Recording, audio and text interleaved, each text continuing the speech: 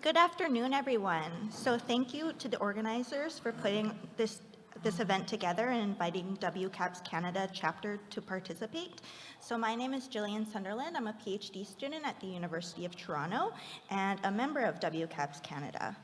So WCAPS Canada is just one of many chapters of our organization founded by Ambassador Bonnie Jenkins, the current Undersecretary of State for Arms Control and International Security for the Biden administration.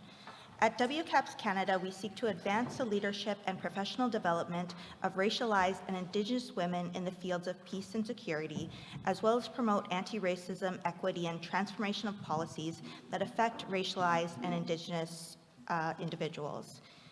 To begin today's discussion, we'd like to acknowledge that it is occurring on unceded and unsurrendered territory of the Anishinaabe Algonquin Nation, whose presence here reaches back to time immemorial.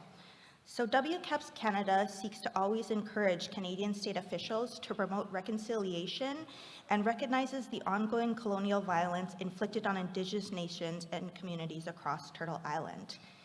This includes putting a spotlight on Indigenous women's experience with ongoing state violence.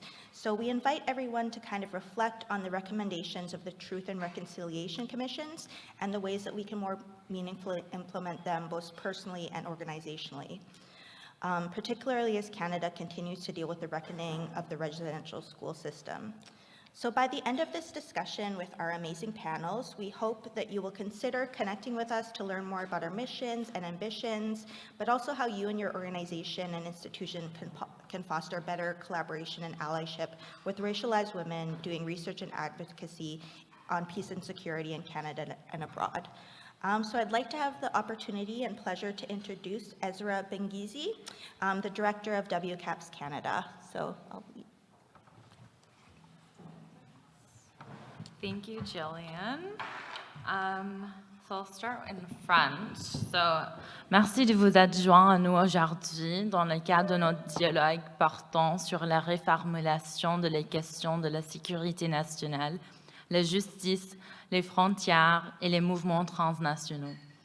Je vais commencer par reconnaître que nous sommes situés sur le territoire non cédé de la nation algonquin Anishinaabe, présent en ces lieux depuis des temps immémoriaux. Je m'appelle Esra Bengizi, je suis la co-directrice de l'organisation WCAPS et notre organisation se consacre à l'avancement et au perfectionnement professionnel des femmes racialisées dans les domaines de la paix internationale, la sécurité et la transformation des conflits. Au milieu de toute cette adversité, les inégalités, en particulier pour les personnes racialisées, continuent de persister. Ce qui, dans notre cas, ouvre un dialogue qui porte à réfléchir et mobilise à agir. Les Canadiens racialisés de tous les pays partout dans le monde continuent de craindre pour leur sécurité. La discrimination et le racisme font encore des ravages dans nos communautés et dans notre pays. En fait, il y a encore des communautés qui se sont en danger et trahies par leur gouvernement. Les lois et les politiques rappellent l'urgence de prendre encore plus de mesures concrètes pour lutter contre toutes les formes de racisme et de xénophobie. Aujourd'hui, 3 panélistes se joignent à nous pour cette importante conversation et je vous invite à poser des questions à la fin de la discussion. So I'm going to start with a quote from Mourid Barghouthi, Palestinian poet, and now I'll begin by citing the quotation, or quoting the citation. So, it is easy to blur the truth with a simple linguistic trick. Start your story from secondly. Yes, this is what Rabin did. He simply neglected to speak of what happened first. Start your story with secondly, and the world will be turned upside down. Start your story with secondly, and the arrows of the Red Indians are the original criminals, and the guns of the white men are entirely the victims. It is enough to start with secondly, for the anger of the black man against the white to be barbarous. Start with secondly, and then Gandhi becomes responsible for the tragedies of the British.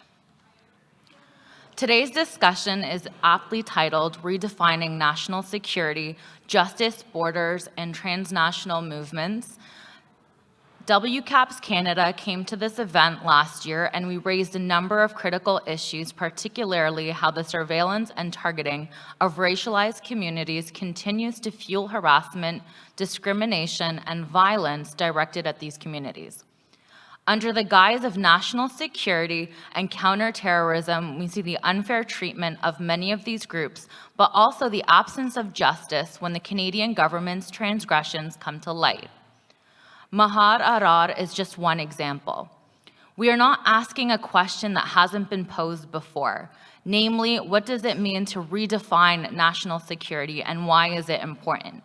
We are hoping that today's discussion highlights the myriad of ways that national security doctrines harm racialized and Indigenous communities in Canada, but also that this conversation must extend from the local to the global.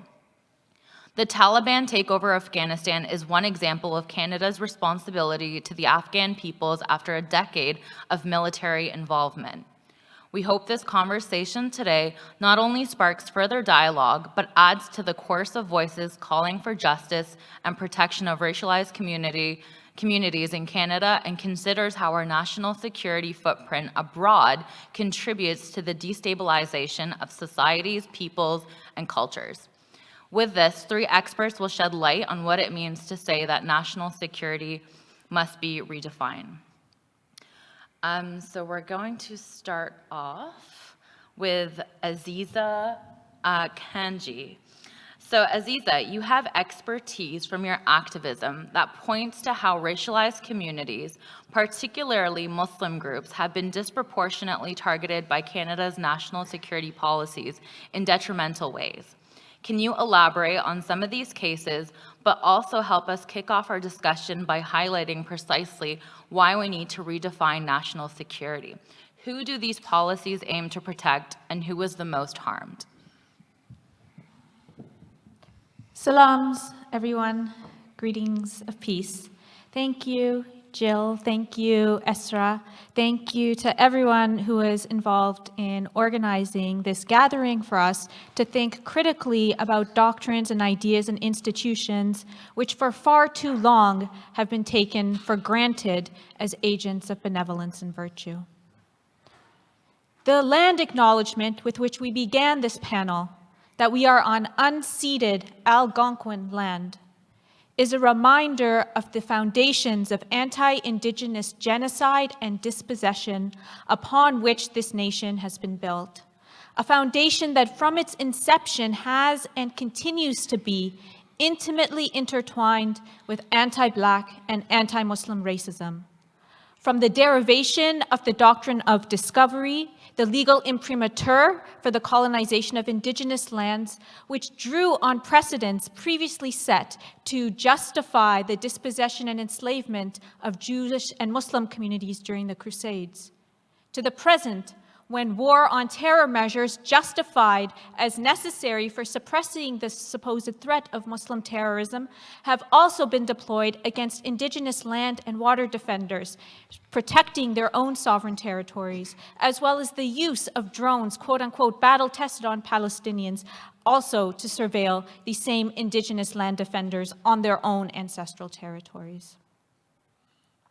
We heard earlier about journalists like Christy Blatchford, cheerleaders for the military, who also, we must remember, have been promulgators of serious, gross anti-Muslim and anti-Indigenous racism for years, a reminder of how these institutions and the justification for them has continued to be based on racist logics. And even now that we are paying in our public discourse a bit of attention to the gendered and racial violence within these institutions like the military, we are still not talking about those outside of the military, the Afghans, the Iraqis, who are on the receiving end of the sharpest and bluntest edges of these institutions of racial and gendered violence, whether it be the past violences of, for example, Canadian military complicity in transfer to Afghan detainees to torture, to the violence to come, for example, from the planned use of armed drones by the military under legal and policy frameworks that, as legal academics tell us, are far less elaborated and transparent than even those of the United States. And we know what atrocities have ensued from those frameworks. And so it portends very dire future for Canada's use of instruments such as armed drones as well. I want to begin with a story that captures the cruelties and contradictions of Canadian national security practices, as well as the transnational nature of the violence embedded within them. This is the story of a young Canadian man, a boy really, Abdurrahman Abanasawi, who, when he was 16 and struggling with severe mental illness, he had been diagnosed with schizophrenia, was targeted by a joint RCMP and FBI entrapment operation. His parents, desperate to find him some help for his ongoing serious mental health issues, thought he was safe in his room. They were relieved that he was just on his computer, thinking that he could be up to no trouble. Little did they know he was being drawn into this entrapment web. His mental illness and his youth were not only not deterrents to this targeting of him, but were actually incentives. The RCMP obtained his mental health treatment records from Camp H and the Kuwaiti hospital where he'd been treated and shared them with the FBI. When he was 17, old enough to be charged and tried as an adult, he was sentenced to 40 years imprisonment in the US. He is currently serving his sentence at the notorious ADX Florence Supermax in the United States, a prison purpose-built to hold those detained within it under conditions of intensive, absolute indeed, solitary confinement for not years but decades on end, a violation of the Torture Convention. And we know from reports and testimonies of those subjected to prolonged solitary confinement just how torturous it is, that far from being a lighter version of physical torture, it is actually in some ways a more intense version because the detainee's or prisoner's brain becomes the agent of pain against the detainee itself. They have nothing external or physical to react to. When his parents were last permitted to see him in July, they told me that they were only allowed to see him through a glass wall. They were not allowed to hug or comfort him, that he has not been receiving his medications.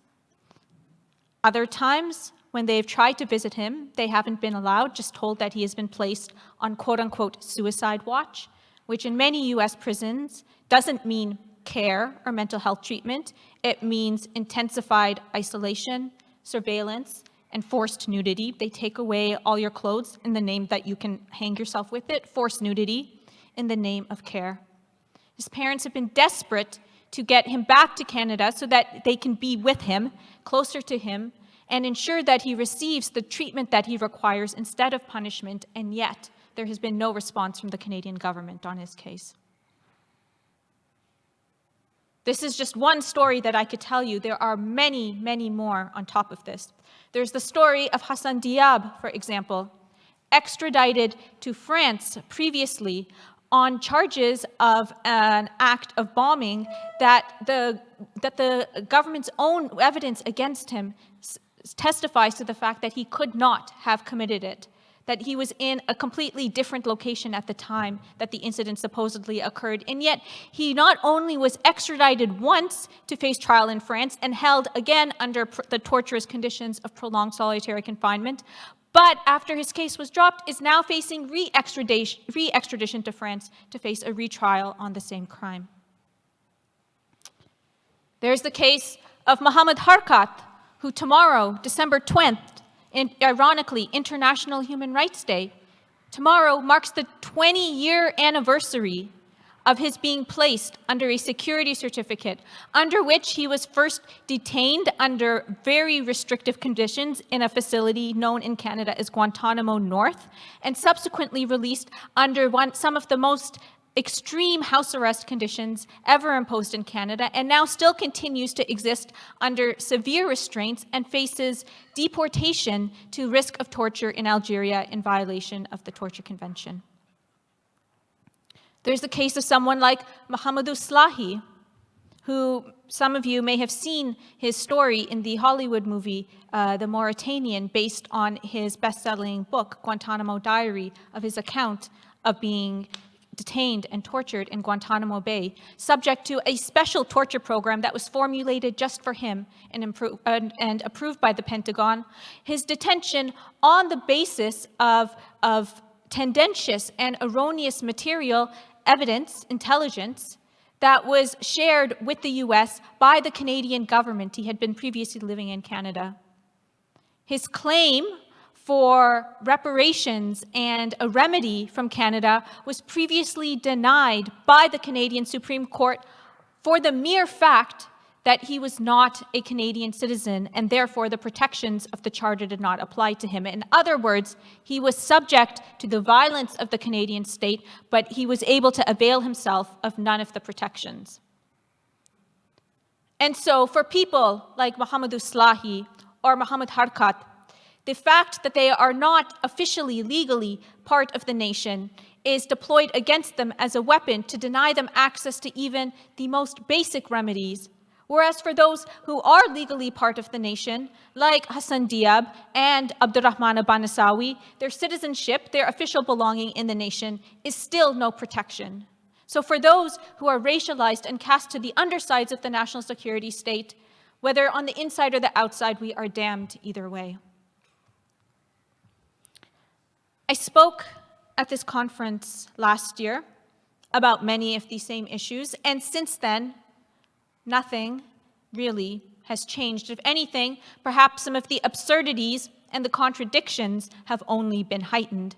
For example, now, with the appeal to national security institutions steeped in racism as being somehow the solution to white supremacist and right-wing extremism, with, for example, people who have been revealed for baking cakes that depicting tortures and drone killings, cakes which turn the tortures and deaths of primarily Muslim men into objects to be consumed for pleasure, are now being treated as experts on how we fight the violence of the right wing and the far right.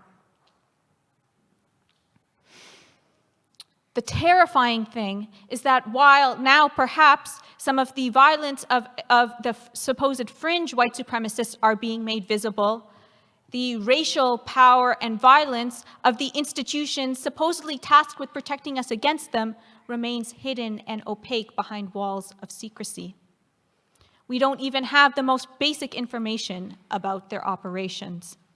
For example, just a few days ago, the taxpayers' ombudsperson said that in a review they were conducting of the evidence that the Canadian Revenue Agency engages in widespread racial profiling of Muslim charities in order to revoke their charitable status under secretive anti-terrorism investigation provisions, that this ombudsperson tasked with reviewing this didn't even have access to the basic information about national security evaluation of charities that lies at the very heart of this investigation. And so as Muslims, we're in a position where we're being forced to even be able to give charity.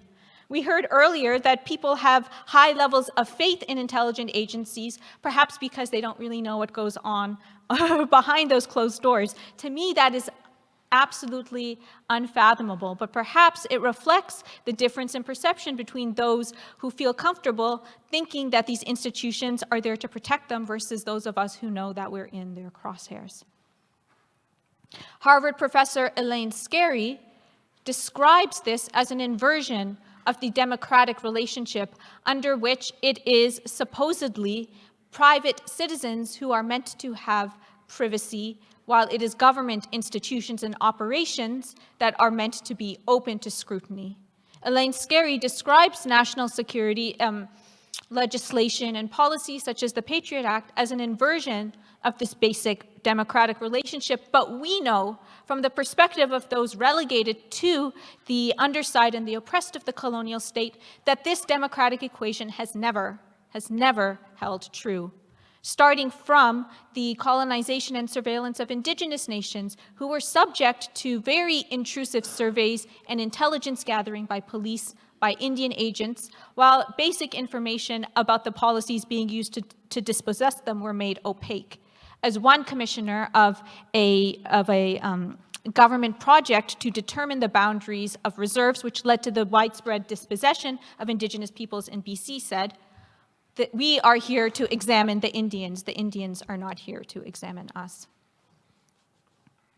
I'll end by saying that a few days ago, we marked December 6th, the anniversary of the École Polytechnique massacre, a horrific reminder of the violence that continues to pervade Canadian society against those of us who are actually the majority, that while we say white men are the majority, in fact, they are not the number majority, they are just the power majority, that this society continues to be violent against the numerical majority within it.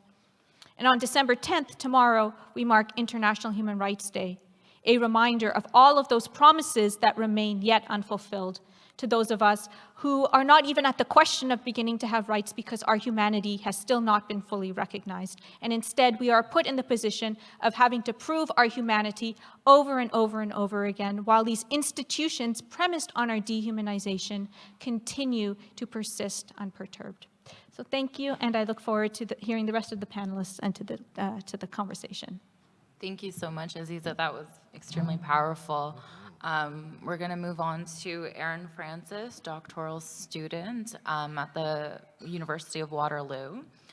Erin, given your research and continuing with our discussion of what we mean by redefining national security, can you speak a bit to the perception of the Canadian security sector by people of color? More specifically, can you help us understand why threats to national security, including white supremacy, are less rarely seen as security threats? Thank you. Check. So I think it's important to note that I am speaking largely from personal experience, personal observations. My area of research is Chinese foreign policy. That's my wheelhouse. But the nature of being an educated black man and a civil society actor, if you will, in my community of Kitchener-Waterloo, I've had to educate myself on the reality of what often confronts me and others that look like me, and others that don't look like me. There's something to be said even about the growing Afro-Indigenous solidarities, just being a humanist, if you will, and observing what happens to the person standing next to you. To answer the first question, I think one would be hard-pressed to describe the perception of the security apparatus in Canada as positive by people of color. And I mean, there's the history of so many, but speaking from the perspective of the black community, if I may, every February I'm reminded of the No. 2 construction company. And this was sadly, a group of black Canadians that volunteered to go fight in World War I. And they were segregated. And they were given non-combat roles, so they didn't even trust them with guns. And that's going back far, maybe perhaps more recently. I'm old enough to remember, oh my God, the torture of the Airborne Regiment, torture of Somali citizens. And the Airborne Regiment was dismantled because of that when that was revealed. Even more recently then, if I'm to sort of dig back, even when it comes to, I don't think the average Canadian knows a lot about, say, like CSIS or CSEC. But they're often in the headlines. Okay, I'll leave CSEC out, but CSIS is in the headlines for something like these class action lawsuits, for discrimination, let alone these sexual predatory environment that people face, or at least that have been exposed as a result of class action lawsuits, particularly with the RCMP. And the RCMP really does sit sort of at this nexus of national security and policing. And so I think for people of color, at least for myself, it's hard to separate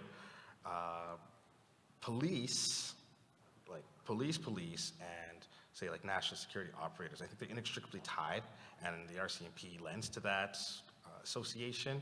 And then so when you think about the overrepresentation of people of color and indigenous people in prisons, then of course it's sickening. And so these lend to what I'd say is a challenging perception for the security apparatus. And then of course,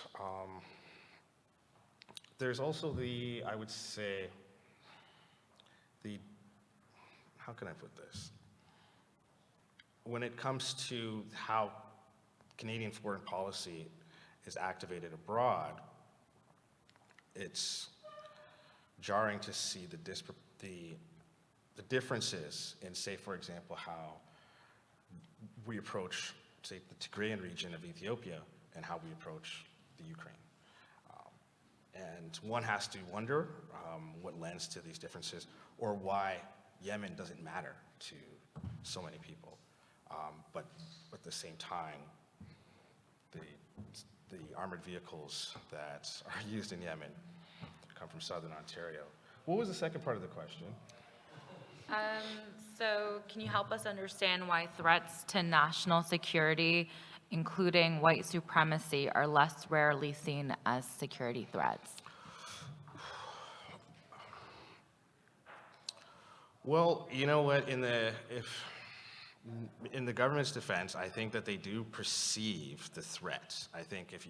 I know that I've read one or two reports, and certainly the threat of white nationalist terrorism, it's been identified at the policy levels, but it hasn't translated, perhaps, or definitely, it hasn't translated to meaningful change from what I can observe. Just yesterday in the United States, it was pretty much confirmed that the 40,000 people that lost power in the Carolinas was owing to a neo-Nazi attack. Even in the Canadian military, it has been demonstrated. I think just a month ago, a report was released that the intelligence apparatus within the Canadian military is ill-equipped to combat the white supremacist threat within the military itself. So at least they're acknowledging it. So it's in the government's defense, the policy has been identified at the policy level, but it has yet to translate to meaningful change. As to why, I don't want to speculate, but it's perhaps they need more folks inside those industries, or inside those organizations, that look like us and that are championing different opinions. Perfect. Thank you, Aaron, for highlighting that. And I think it's important to note that the biggest threat to Canadian national security is white supremacy, is discrimination, is racism, and representation is not the answer. You have to understand systems of power. You have to understand colonialism. You have to understand racism in order to dismantle the institutions and in order to see change. Representation is not the answer. So moving on to the next question, even though it's needed, not to say that representation isn't important. We need representation. So thank you, Aaron, for those opening remarks. I want to pose another question, given our emphasis on justice and borders for this discussion, to highlight the transnational dimension of Canada's national security approach. We see the political and humanitarian crisis that Haiti is currently experiencing. And for many Canadians who are less familiar with this issue, can you provide some context on the roots of this crisis and how Canada's national security policies have negatively impacted Haiti and the Haitian people? Well, Haiti there's a lot of things that people want to associate Haiti with, being, say, the poorest nation, poorest nation in the Western Hemisphere, or even I've heard it say that, oh, Haiti is Haiti's cursed. The fact of the matter is that Haiti has been I would say, the Western Hemisphere's enemy number one since 1804, when the Haitian people freed themselves from colonialization, i.e. slavery, and they defeated the French colonial regime. Since 1804, they defeated the French, and they have not been given an opportunity over the last 200 years to develop politically or economically, and not in any independent sense. And so much of right now, one could say like, oh, Haiti's issues currently are tied into there was a coup in like July, an assassination, I beg your pardon. But these issues, they are long-standing, and they're rooted definitely in what I would suggest is a colonial white supremacist approach to the first Black republic in the Western Hemisphere. Haiti was forced to sign all manner of sort of a reparations clause with France that they're still repaying to this day. But more recently, say like the United States occupied Haiti from 1915 to like 1937. Not a lot of people know that. The U.S. controlled their bank there. But even just to put it into Canadian context briefly, when it was 2004, the JTF2 was there, and there was a coup in Haiti, and there is documentation. Again, like this isn't.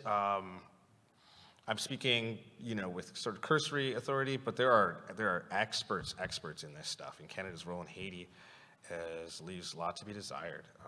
But JTF2, Joint Task Force 2, is a Canadian Special Force task force, and there is a lot of documentation that illustrates their presence in Haiti over the years.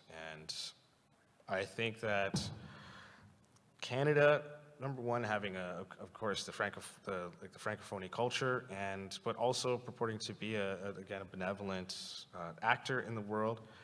It seems to me that Canada has sort of let the United States dictate the interests of our interests in the Caribbean region, and this I think is a mistake. I think that remind me, what else is the question?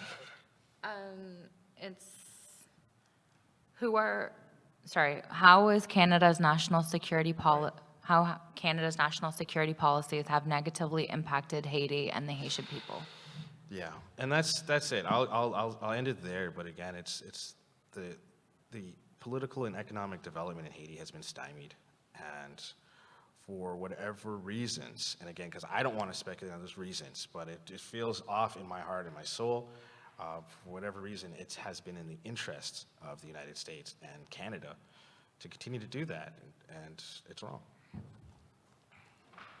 Thank you, Aaron. We are now going to move on to Dr. Abu-Zahra, professor at the University of Ottawa and Carleton University.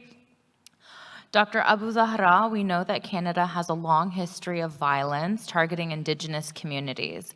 Can you help us understand the ways that settler colonialism has contributed to how our national security policies are shaped? Why do you believe that national security in Canada needs to be redefined? Thank you. I think there's a thought process that comes along with colonialism. What is colonialism? It's an attempt to replace one population with another. I mean, people talk about colonialism as stealing of land, but no one actually picks up the land and walks away with it. So how do you steal land, or other resources? Water, forests, animals, and of course, minerals and so on. How do you steal those? Well, it's very difficult to literally pick up a piece and walk away. So what you're doing is you're replacing one population with another. How do you justify that? Let's say you're persecuted Irish. You're coming here. Is that easily justifiable? To be persecuted and then to walk into another community and do the same? I think among the Irish communities, it would not have been a popular statement to say, let's go do to new people what people have done to us. And so how do you popularize that among people who in fact arrived to Canada, to Turtle Island, with a strong sense of social justice very often? You know, the Fenians had a strong sense of social justice. The Irish movement, they weren't interested necessarily in committing genocide. So how do you justify that? Well, I think there needs to be a lot of ideology that accompanies that. That's the ideology that lingers, and that's the frightening thing. We may not see in plain sight theft of resources, although if you would wish to look, you will see in plain sight theft of resources. But what you will see, continuing and ongoing, is this idea that some people are more dangerous than others. Some people need to be treated differently from others. And that idea is rooted in settler colonialism. And it's important for us to recognize how deeply rooted it is. We work, and we live, and we interact with continuing settler colonial institutions. And no one is exempt from this. Today we're talking about national security. So the spotlight in today's conference is in security agencies. But the spotlight can move very quickly away from security agencies to look at settler colonialism and how it continues. Other organizations, academic organizations, I work at a university. Those organizations are very strongly involved in settler colonialism. The Oblates, who founded the University of Ottawa, ran the residential schools around the country. They were trained at the University of Ottawa. Well, you know about the orange shirt. The school, if you want to call it a school, where Phyllis Webstad attended, lived, was forced to attend, that was founded by someone who then became the president of the University of Ottawa. Settler colonialism lives on. And what we have to think about is if we wish to change our conceptions of national security, we have to look back at where they come from, better understand and recognize the consequences and the implications of those ideologies, how they are in fact implicit within today's ideologies, and then we have to change. So it won't be enough to say that there is anti-Black racism in the public service or in the agencies of national security. We have to recognize what did those agencies' involvement entail with respect, for instance, to residential schools. And there are artists who have painted that more eloquently than I could ever say. The tearing away of children was done by, interestingly, the same agency that responded to the federal government to say, we will not and would like not to enforce the pass system. What I'm trying to convey, very subtly, is that even the same people who ripped away children to force them into residential schools were the same institutions who tried to push back against the pass system. In other words, today, we could potentially, within the agencies of national security that invariably have been responsible for what you described in Somalia, that have been responsible for the torture of innocent Canadians, and other descriptions that you've heard today, within those same institutions are people who are looking for change. And so, in answer to your question, I would say don't start with looking at the past 10 years. Don't go back to 2010 or 2001, or even the 90s or the 80s. Go back to the first people who came, the ideology that accompanied that idea of what we're going to do here. And let's reflect on that, change that, and move that into the present. We can't treat people who are employees in a better way without also recognizing people who are not employees, like the Wet'suwet'en, how they are treated. So I think my answer is less important than your question. Thank you. Thank you, Dr. Abu-Zahra. Now, we don't live in isolation of what's happening globally. I can remember when we spoke so fervently of the need to strengthen global health security collectively. We see movements for greater climate justice. What are some of the ways that collective security, solidarity, and transnational movements for justice and equity intersect? And can you think of some examples? I have some statistics that have been put together by the researcher Nora Loreto. I find her work to be extraordinary and unusual. She documented that to date, 48,349 Canadians have died in the COVID-19 pandemic.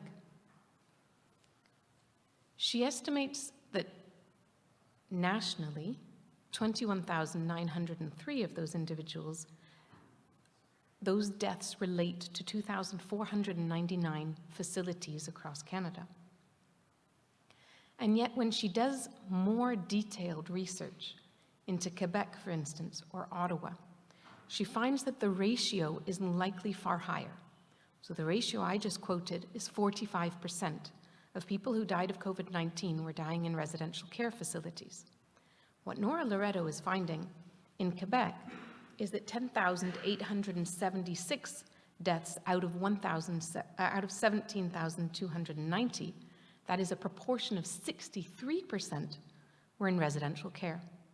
Meanwhile, in Ottawa, 629 of the 963 people who died, and I apologize if this is triggering for people who know someone who has passed away of COVID-19 in Ottawa, that's 65%. So if you have 63% in Quebec, 65% in Ottawa, if the trend is, in fact, above 60%, that means that potentially 30,538 people in Canada died. And the way that she phrases this is, at least 30,000 Canadians died from COVID that someone had the responsibility to stop.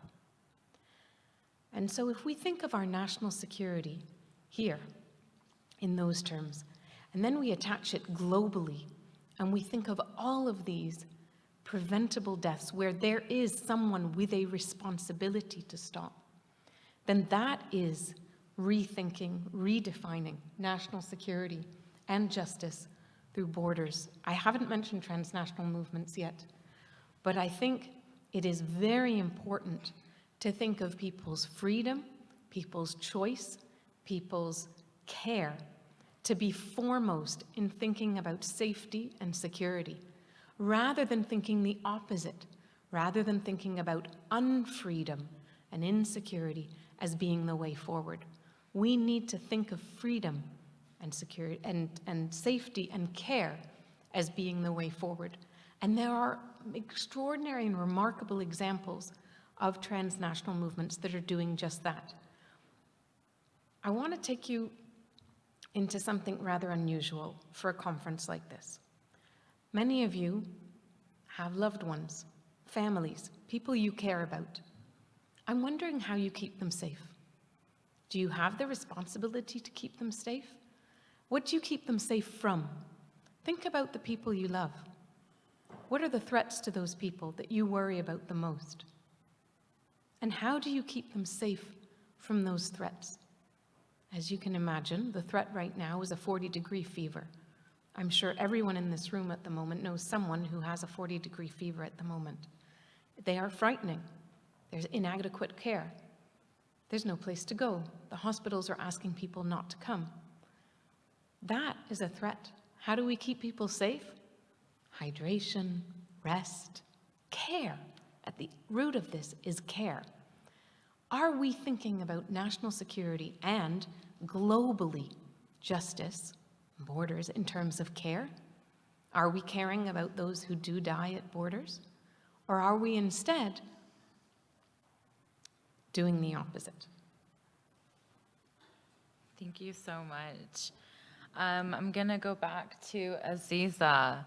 So, Azeezah, what do you believe are the greatest national security threats to Canada, including white nationalists? And why do we need to pay attention to these kind of groups?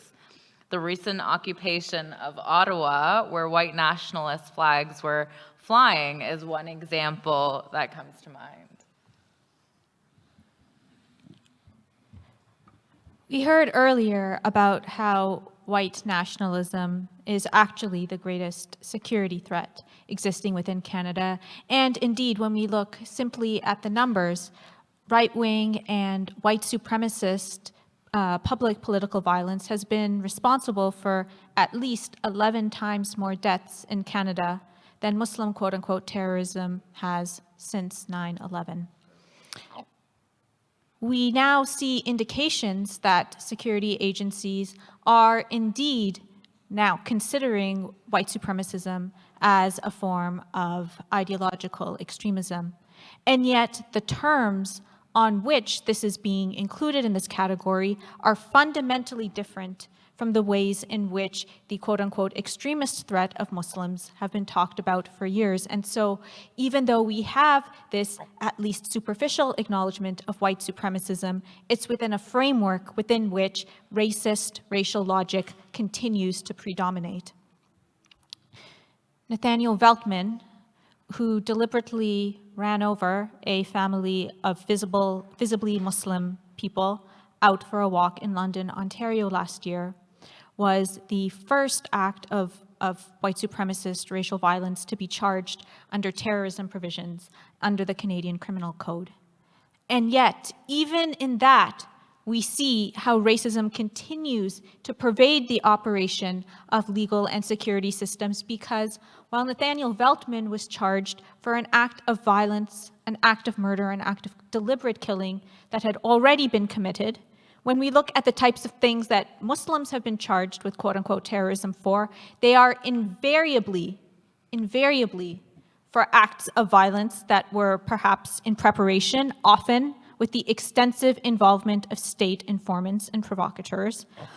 In the only two cases where violence had already been committed by Muslims, one was the case of Rahab Dagmosh, a Syrian woman diagnosed, like Abdurrahman Abanasawi, with schizophrenia, who waved a golf club around in a Canadian Tire store, seriously injuring no one. She was charged with multiple terrorism offenses and sentenced to multiple years in prison. In fact, by feminist national security scholars, this case is cited as an example of why we need to take Muslim women seriously, not as people who deserve care, as Nadia said, but as people who should be considered as quote-unquote terrorism threats. And this is what passes as feminist security analysis, treating Muslim women requiring care as security threats to equalize them with the way that Muslim men have been treated. So a profound difference from the way that Nathaniel Veltman has been criminalized. And when we look at what the red flags are for white supremacist extremism and violence, we see, again, a fundamental difference in the way that Muslims have been treated for the last 2 decades. Look at the case of Ahmed El-Mati, who was subject to extraterritorial, extrajudicial imprisonment and torture in Syria and Egypt with Canadian complicity. Some of the red flags that were raised in his case by security agencies were the fact that he had a map of Ottawa in his car when he was a truck driver, making a map a very reasonable thing for him to possess, and the fact that he had made a will before he had gone on the Hajj pilgrimage to Mecca, which is an extremely common practice for Muslims. My own grandfather made his will before he went to Mecca to perform his Hajj. These are the kinds of red flags that are identified. We know from counter-radicalization discourse, the idea of a conveyor belt to radicalization, the types of things that were identified as signs of danger in Muslims is that they start wearing traditional clothing or growing their beards. On the other hand, a Muslim man shaving his beard and having a white spot on his face in the airport is also then considered a sign of extremism, because it means he's trying to hide his intent. So whether you have a beard or don't have a beard, again, you're damned either way. This is the way that the racial logic of national security operates. And then, at the stage of sentencing, Alexandre Bissonnette, who was the Quebec mosque shooter, who in cold blood decided to shoot down Muslims as they were in prayer at a mosque in Quebec. The Supreme Court recently considered his sentencing and whether it was unconstitutional to impose such a sentence that he would have had no possibility of parole during his lifetime, and they found that it would be unconstitutional. Now, I'm an abolitionist. I don't believe that prison actually solves the social problems which it is represented as solving in order to rationalize it. I'm an abolitionist, but when we see the emphasis that the Supreme Court placed on the importance of rehabilitating an Alexandra Bissonnette, who shot down 6 Muslims in cold blood at a mosque and severely injured several others and orphaned several children, when we see the emphasis on rehabilitation for an Alexandra Bissonnette, we have to ask, why is that same emphasis on rehabilitation not present in cases of Muslims charged with quote-unquote terrorism, people like Rahab Dagmosh, who required care, not punishment, and who actually didn't injure anyone at all? There is a stark difference in the judicial discourse when it comes to Muslim terrorism, where judges explicitly have said the emphasis is not on rehabilitation, but punishment, that these people are fundamental threats to the nature of Canada, which is not the way that white supremacist violence is talked about at all. And so this then causes us to question, if white supremacist violence is not represented as a threat to the foundations of Canada, what does that tell us about the foundations of Canada itself? And this brings us back to the settler colonial foundations of the state, anti-Indigenous dispossession and genocide justified through white supremacist logic. So when we say what is the biggest threat to the security of Canada, on the one hand, we can say that it's white supremacist violence, but if we understand the foundations of Canada as being built in white supremacism, then I think it starts to make a lot more sense to us why, instead of focusing on white supremacists, they focus on the anti-racists, on the anti-colonialists, on the Indigenous land and water defenders who are working to rectify those very bases of violence upon which the Canadian state has been founded. Thank you, Azeezah. I'm going to move on to Erin for another question. Erin, what are some of the similarities you see from your research and experience of the way that security actors, such as the police, the RCMP, CSIS in Canada and the US, so such as the FBI, CIA, local police, treat racialized communities when movements for justice, equity, and freedom emerge? So for example, I'm thinking of Black Lives Matter Right. in Canada and the US. Well, I grew up listening to hip-hop music, and hip-hop was the first real-life documentarian of my generation, where it was showing this is what is occurring in the communities. That was the first thing that I was exposed to as a young person watching it.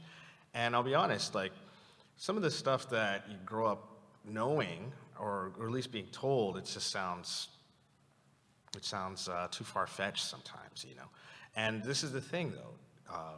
Life shows you differently. It shows you, excuse me, that sadly there's a lot of truth to that narrative, that negative narrative, that sad narrative, that my community is policed and heavily policed, and my community is disproportionately policed, and communities of colors are. And so, like I mentioned, in my hometown, I'm activated in my hometown, but it wasn't necessarily in an overt political sense. It was in arts and culture.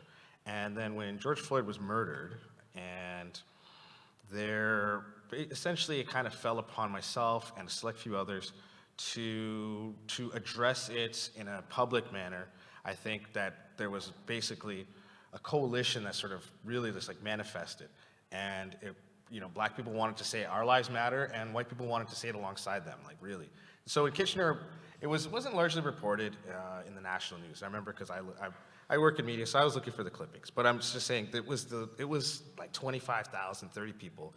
This thing went off without incident. It was 3 days, maybe 4 days after George Floyd was murdered, and it was, I would say, the second major demonstration. But here's the thing: the coalition. It wasn't a Black Lives Matter protest, quote unquote. I don't have a personal or professional relationship with Black Lives Matter. I was acting on behalf of my community and just based on my sort of, quote, my influence, if you will. So there was a coalition, but nevertheless, the warnings came to us. The whispers came. Your communications are being monitored. Be careful. Careful what you say. Careful what you talk to. Like, what? No, really? Like, okay, maybe. Now it went from you can't send SMSs to don't use WhatsApp to, okay, now we have to move to Signal. And it's like, what? But we're not doing anything criminal. I was the marshal of the protest. Sorry, I said protest. It was a protest. It was also a demonstration, right? So I was the marshal, and what that means is that essentially the safety and security of the people walking through downtown Kitchener, that fell on myself, and it was the number one, was paramount thing. That, and of course, sort of mitigating for COVID-related issues, but it was a huge group effort. And so, long story short, though, I was in constant communication with emergency services because we had to plan a route. We had to, how do you move, several thousands of people through a city core? Well, it's in concert with the police, and that was just the reality of my role. I took that on, and there were others in the coalition that definitely wouldn't even put themselves in that position, and that's fine. But then what really irked me was that a few months later, David Pugliese, the Ottawa Citizen, confirmed it with an article that the protests in the protests in Toronto and the protests in Waterloo were monitored by the Department of National Defense, and they were monitored, and the organizers were monitored. And this is stuff, you can look this up. I don't have the reference now, but I can find it for you. You can look this up. Why is the Department of National Defense looking at my social media account? Like, it was just really, really confirmed, what I've been told my whole life, confirmed what I knew in my bones, but it's wrong. And it's our country, our continent is focusing on the security apparatus focuses on a threat that they an ostensible threat to them, but it's the real threat. Meanwhile, the real threat, mainly white supremacist nationalism, is achieving goal after goal after goal. And so this is why national security has to be redefined, both in Canada and America. Thank you, Aaron. Thanks for highlighting how these movements that call for justice and equity are actually being perceived as domestic terror threats. So I'm going to move on to Dr. Abu-Zahra to finish us off with our last question. Dr. Abu-Zahra, what are some of the linkages you see from the movements for freedom led by Iranian women and the ways that Canada's national security policies undermine or instrumentalize these movements? So Iran it's not recent, but it's in the news. So I would find it easier to frankly talk about the instrumentalization of women in Egypt, because we have hindsight now. We have a decade of hindsight from the Arab Spring and of what the international role has been. And I very much hope that it not be an example for how other countries are responded to, how movements like the women's movement, and frankly, I'm going to call it the feminist movement because it is shared by people who are not women as well. I think that we need to remember that when Egyptian women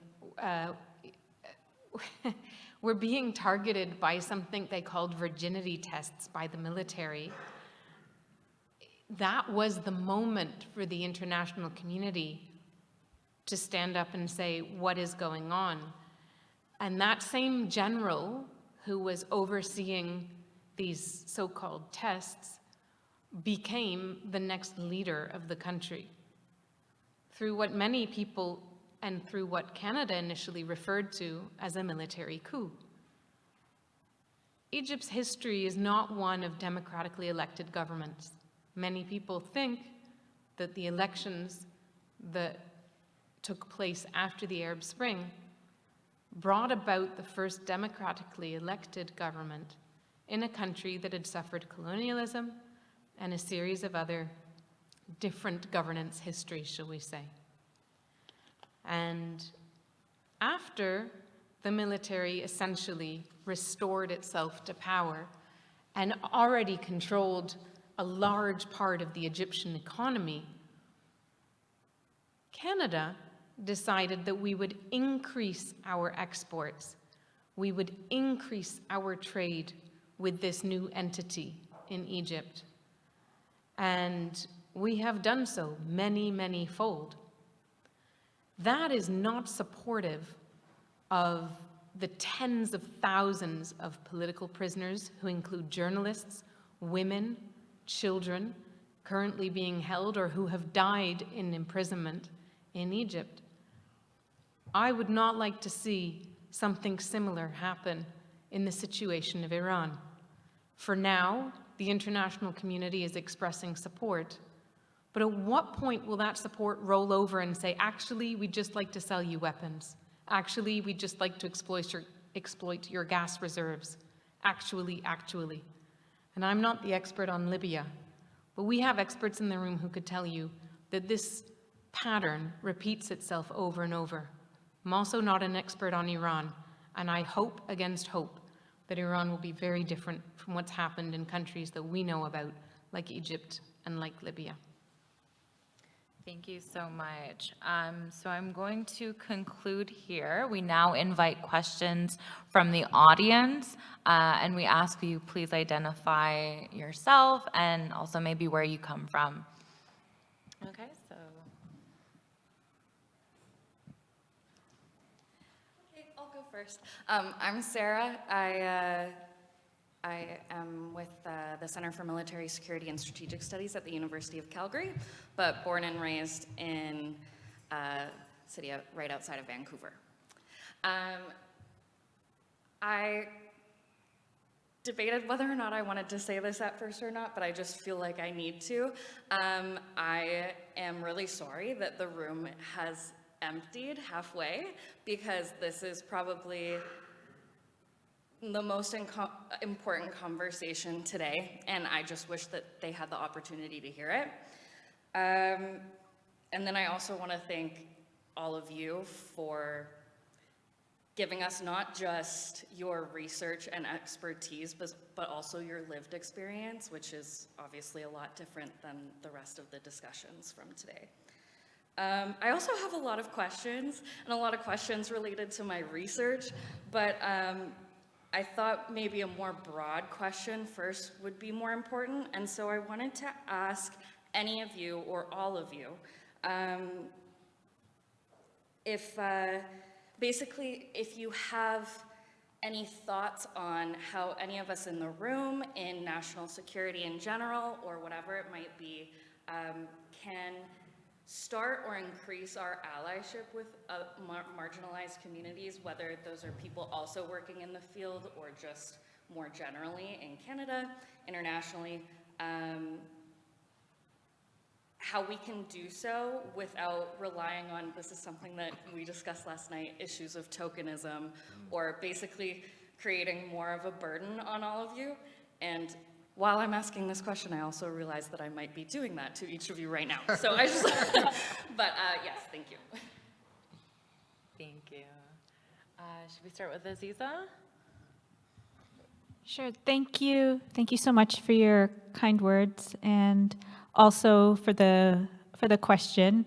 I'm extremely offended to be tokenized, but in all seriousness, I think we need to, first of all, substantively examine why tokenization is so harmful, because otherwise it so very easily parades as the solution to the problem.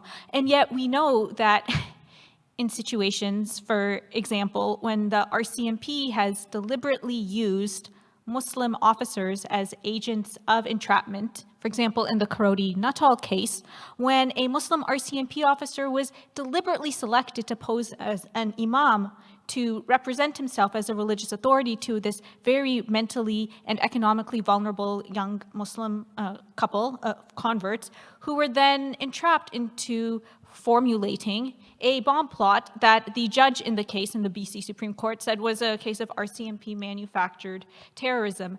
And so representation, multiculturalization of institutions that are fundamentally violent not only acts as a facade for the continuing operations of violence, but in many cases serves to further refine and augment their operations against against our communities. So first off, what we need for people who are inside of these institutions is we need for you to fight for greater transparency about what is happening inside of them.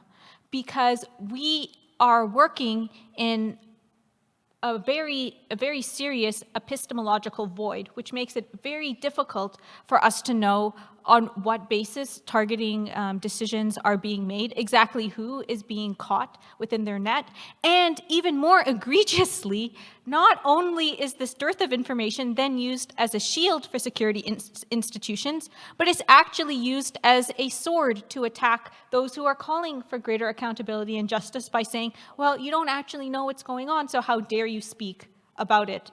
Well, the fact that we don't know what's going on, that itself is the problem. So for people who are inside and have any kind of access and power, the very first basic thing that we need is transparency. And don't make it about us constantly having to show ourselves better to you, to put ourselves in these institutions. Instead, what we need is for you in these institutions and for these institutions to make themselves more clear to us. That is the most basic requirement in something that calls itself a democratic society.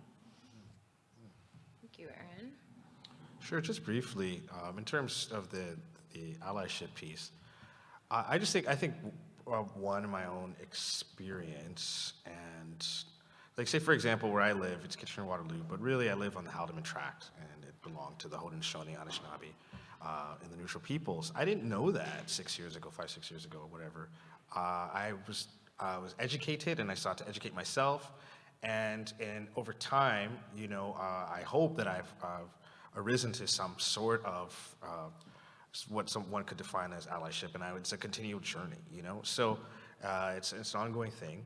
But I will say, the universities have been identified as being part of the colonial apparatus, and at where I go to school, they've done and taken a number of steps to address what they have acknowledged, and I think other organizations could perhaps do the same thing without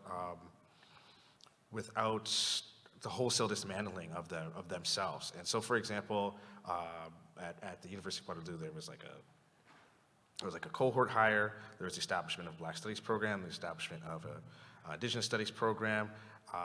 There are a lot more there's a lot more visible presence of people of color on campus in positions of leadership, but the most important thing that they identified, they want to be the leader in EDIR and indigeneity on campus. It became a strategic objective, and I think they're going to pull it off because it's so important to them. And if everyone had that, not if everyone, but if other organizations had a similar fervency, then I think it would go far. Thank you. We'll go back to Azeezah and then Dr. Abu-Zahra. Azeezah has one thing to add. So one more thing that I wanted to say is stop always acting like we're starting at the beginning. People have been making these critiques for decades. Muslims, since the launch of the War on Terror, and civil liberties groups and human rights groups and anti-racism groups and indigenous nations have been making the exact same critiques of the national security apparatus for the last 20 years. And yet somehow we're always being told that the problem is that we don't have enough information about your experiences, and so you need to come and tell us more stories about what it is that you're facing. Just last summer, we had, in the wake of the London mass killing of the Muslim family, we had a national Islamophobia summit, which supposedly was to begin to tackle the problem of Islamophobia in Canada, even though just a couple of years before we'd had the M103 study on systemic Islamophobia in Canada, that one in the wake of the Quebec mosque shooting.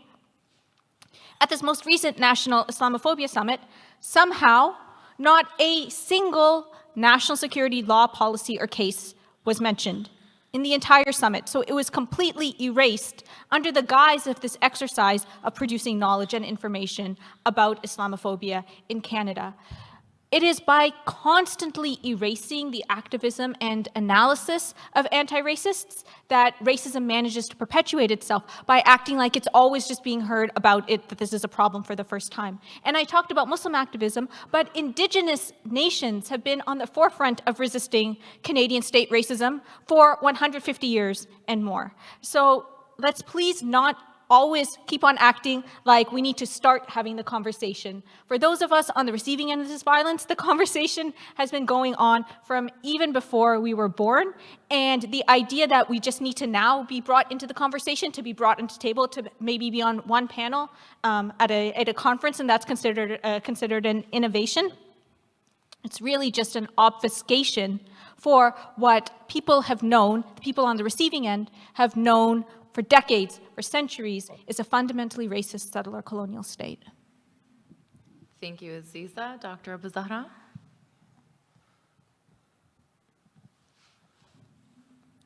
You started with an observation that the room emptied. And so appropriate to that, I'd like to say thank you, to the people in this room right now, because it's a Friday afternoon, you have other places to be, other things to do, and it's 4:30, and you're here in a very dimly lit room, beautiful, but you have other options, is what I'm saying, and you're here. So I'd like to say thank you to the people in this room at the moment. I'm really grateful. My instinct when you asked the question of what to do was to name 5 leading thinkers who frankly should be given some kind of award for the influence that they've had positively on our world. But I'm a little bit nervous because I don't have their permission to do so. However, these are public figures, and I hope that I don't cause them any harm by naming them. I'll start with Harsha Walia.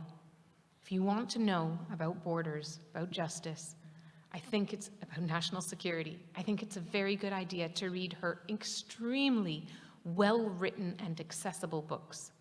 Incredibly clear, to the point, not unlike our speakers today.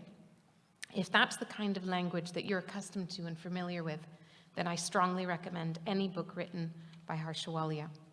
Robin Maynard doesn't talk about the world so much as the here and now, but it is an incredible and very detailed study of what happens when policing is held up as the answer to security. And she is also remarkable because of the breadth that she covers and her work in particular with Leanne Betesamosake Simpson. And so again, that's another author that I would say, if you're in studies, if you're interested in reading books, Leanne Simpson's books, as well as music, are inspirational and give us thought to what the future could look like. I'll name 2 white men who, for as long as I can remember, have been doing excellent work. Matthew Behrens of Homes Not Bombs, and Richard Sanders of the Coalition to Oppose the Arms Trade. Those 2 have changed lives for the better. When you ask the families of the people Azeezah named, who helped you? They point the finger to Matthew, and with Matthew is Richard. And they say, this man helped us more than any other person. He's not a lawyer, he's not an academic, he's not someone who puts his name out there, but he is the person who is restoring and rectifying the damage that's been done in recent years. And so it's important to listen to him today, because today he gives you the possibility of a cause to embrace. Today, for instance, he advocates for Canadians who are imprisoned in Syria. And he says Canada should bring them back rather than oppose their families in court. I give that as an example of a cause that you could join. And so after doing these readings, or without doing any of these readings, think carefully of the cause that is closest and easiest to you for you to be thinking about. Something that relates to accountability. Could be missing and murdered Indigenous women and girls. I won't talk about what we heard in the past week, but you know it, and I know it, and it's really important to recognize what's going wrong right now. The partnering, shall we say, of national security agencies with fossil fuel industries, that's dangerous. It's not good for anyone. And that's something that you could think about, that you could work within. The involvement of repression of these agencies and the repression of land and water defenders that Azeezah talked about, that's something that doesn't need to happen. That's not how we need to think about security. In fact, it's a very, very frightening precedent to treat grandmothers and others in these ways, to treat elders who are actually trying to help all of us. I'll never forget when people from Barrière Lake came to Ottawa and we said, "Thank you so much for what you're doing. We'd like to support you."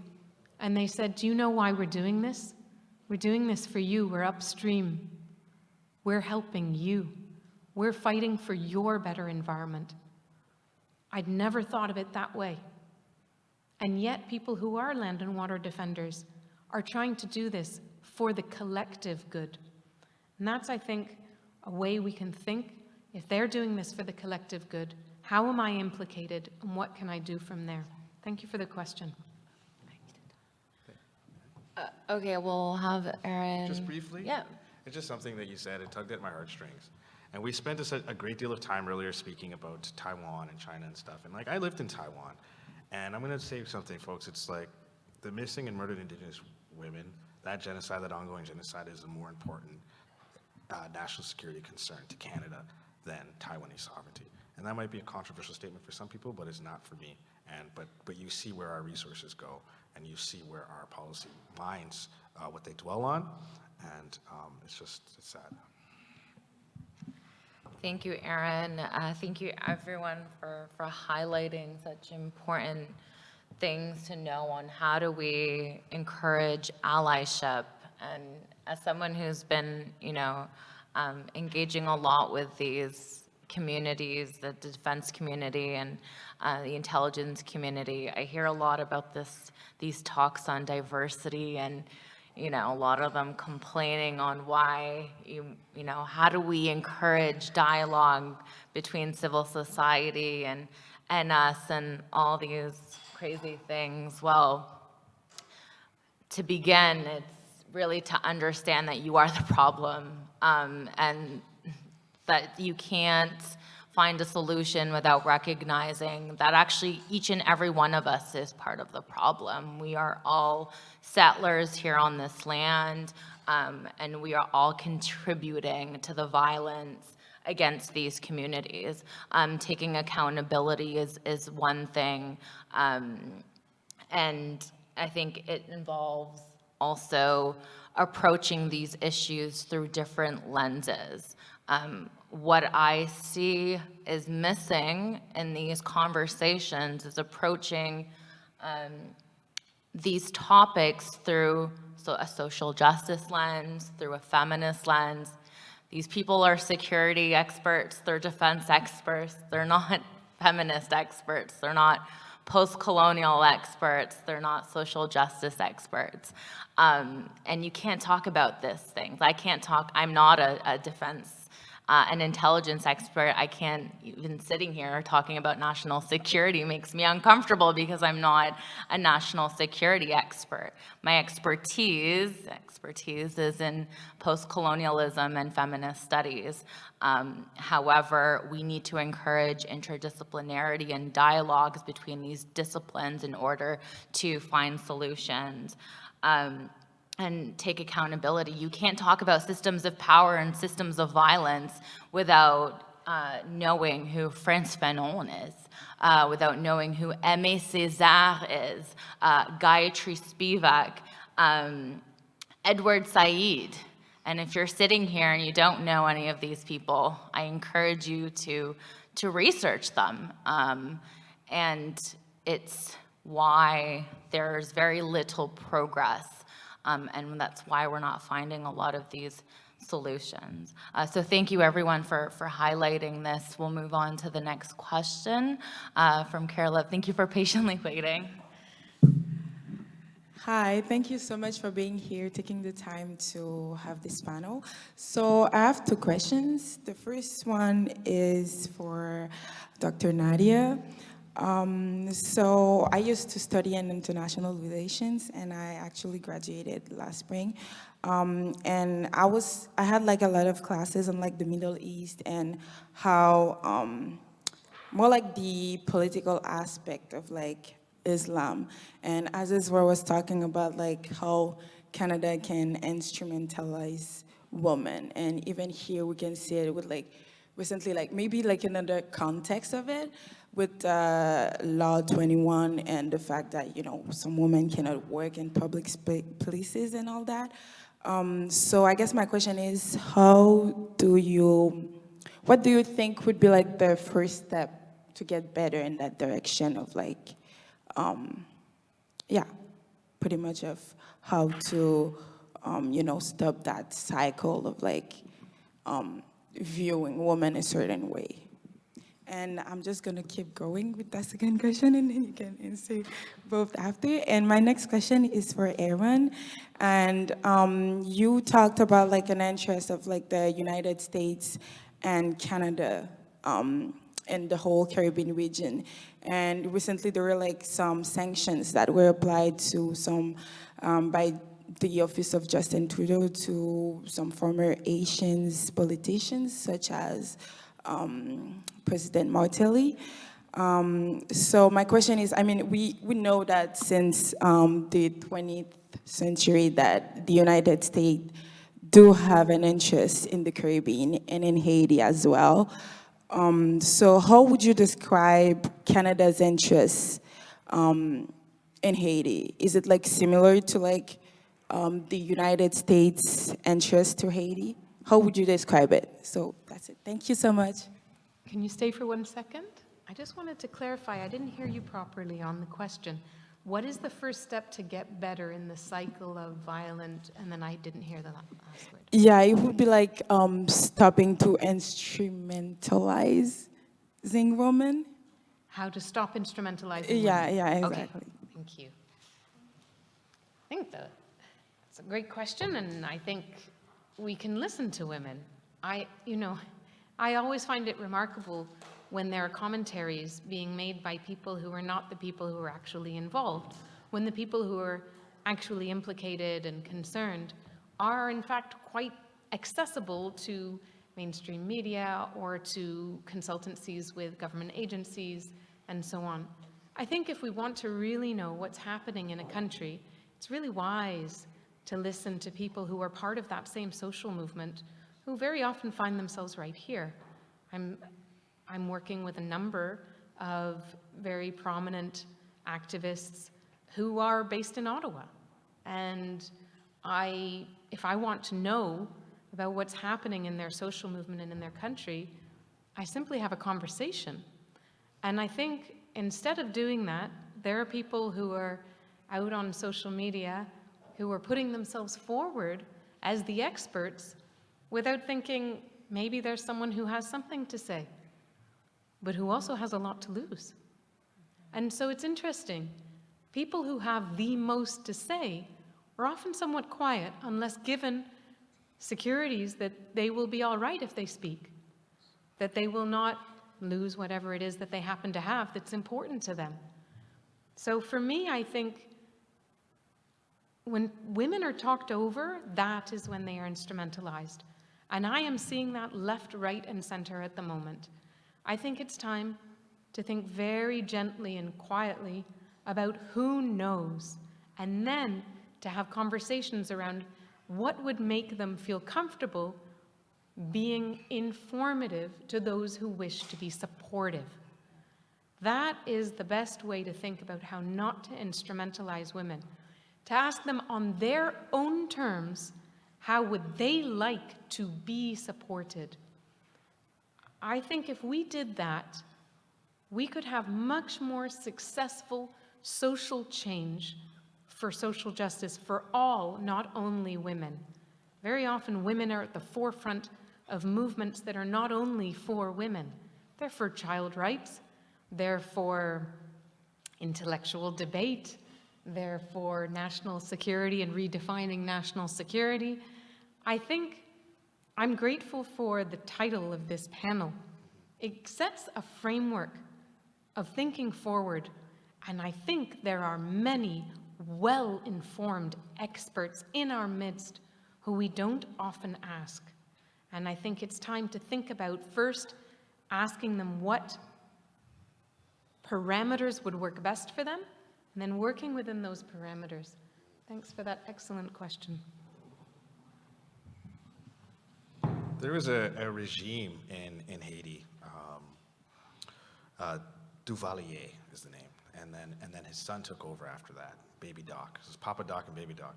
And our former Governor General Michaëlle Jean, she fled that regime. Her parents did. But the United States propped up that regime, and it was essentially a puppet state. So much so that the Caribbean Community of Nations, CARICOM, refused Haiti's request to join. And that's you can truly research the relationship between the first Duvalier and the United States. And it was in America's interest, and so by extension, it was ostensibly in Canada's interest to support those regimes. I think that thinking obviously has gotten us nowhere. The world's gone to heck, and so to answer your question, what is Canada's interest in Haiti? I don't think Canada knows yet. At least I don't think that insofar as I can tell, I don't think that I think that we're only now starting to ask ourselves, and I say us, I think the Canadian political establishment is starting to ask itself, what are we going to do with Haiti? Or what can we do to support Haiti is what they should be asking themselves, right? Just recently, there was, from what I understand, an observational team that was sent down there to determine if they're going to assist, because right now it's essentially gang law. That's a big shift from years prior, from decades prior. And I think it was because of public outcry, because the question that they were weighing just a couple months ago is, can Canada lead this expedition force to go liberate Haiti once again? And so there's already kind of been a shift in approaches, but time will tell. I think Canada has sadly demonstrated that for example, the Indo-Pacific strategy is just released. That is so long coming. Like that was, thank goodness, now that we have an Indo-Pacific strategy. But we've been operating without strategies in many sectors in the world, and it's not helping us, and it's arguably hurting others. All right, thank you, Azeezah. Thank you. I just wanted to add about your question because you asked about Bill 21, which is the law in Quebec which restricts women or anyone wearing visible religious symbols from acting in public service positions. And while this is represented as an ostensibly neutral restriction affecting equally all religions, we know that it's, from its history, been primarily aimed against Muslim women wearing hijab and niqab. For too long, we've operated within this paradigm, which sees Muslim men and Muslim patriarchy as the primary threat to Muslim women's safety in a way which erases the violence and the threat to Muslim women from the colonial state which purports to save them.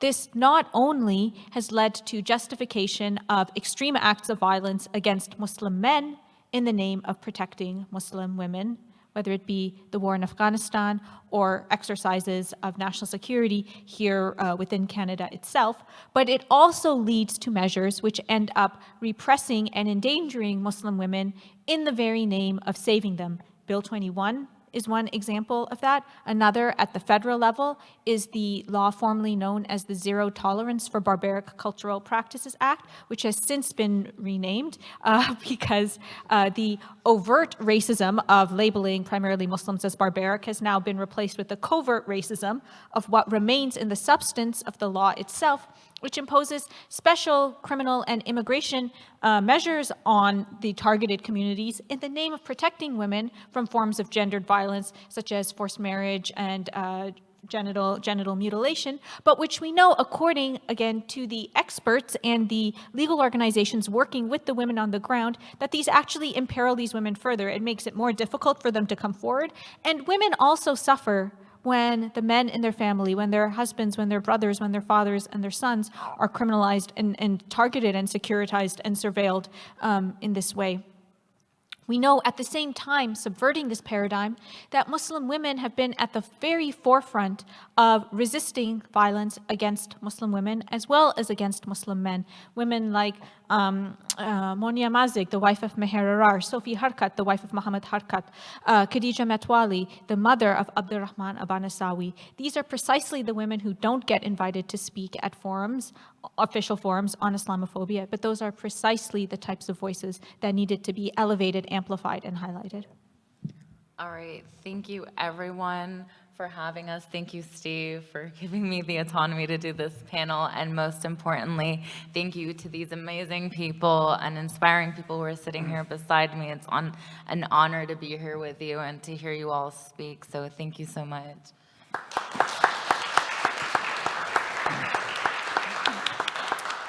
And I want to thank you, Esra, for organizing this panel. For the past 2 years, we've asked you to do this. We don't give you much in the way of instructions, which is sort of a kind of a dangerous thing from, asking a graduate student to put aside their work, to bring together a bunch of people to come. It's a distraction from your studies, so we appreciate you taking the time to do this. And we learned a lot. We learned a lot last year. We appreciate the conversation we've had today. We appreciate the expertise and the passion that Azeezah, that Esra, that Aaron, that Nadia brought to this conference. So I want to thank you for your time and your outlook and your perspectives on these issues. So thank you very much. Thank you. And lastly, I want to thank the CDS and CSID staff, Melissa, Sherry, Rachel, Carla, Robin, Daniel, Dan, and Duncan. We only have male names that are with D in it. I don't know how that worked out. But we want to thank them for their hard work in making this happen. Somebody asked me today, how long does this take to pull this thing off? I'm like, I don't know. I'm not doing the work. These other people are doing the work. But they've put a lot of time into it over the past several months. And I really can't do anything like this without them. They do all the heavy lifting. I just smile and stand before you. So I want to thank, a round of applause for the CDN and CSED staff.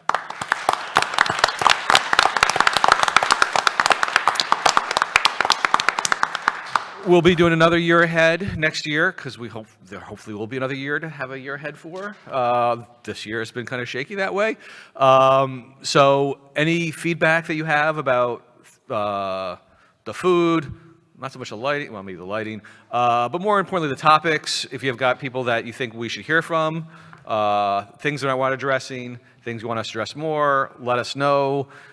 We try to be in touch with the people who attend these things to get the best presentations, the most interesting topics, to try to represent the concerns of the folks in Canada about what's going to happen in the next year.